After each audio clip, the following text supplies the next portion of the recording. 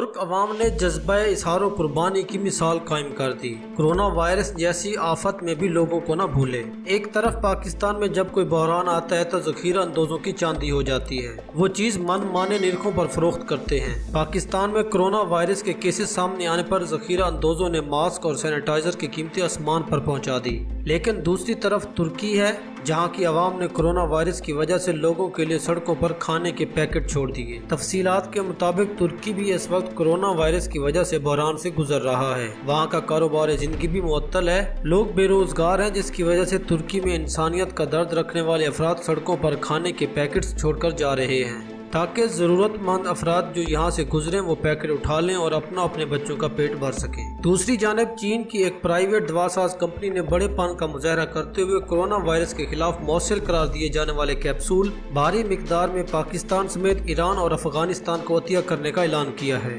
تاکہ وہ corona virus کے خلاف جنگ جیت سکے۔ چین نے دنیا بھر میں تباہی مچانے والے جان لیوا کورونا وائرس پر قابو پا لیا ہے، جس کے بعد چین نے اپنے تجربات دیگر متاثرہ ممالک کے ساتھ شیئر کرنے کا سلسلہ جاری رکھا ہوا ہے تاکہ وہ بھی اس عالمی وبا پر قابو پا سکیں اور اپنے ملک و قوم کو اس موذی مرض سے محفوظ رکھ سکیں۔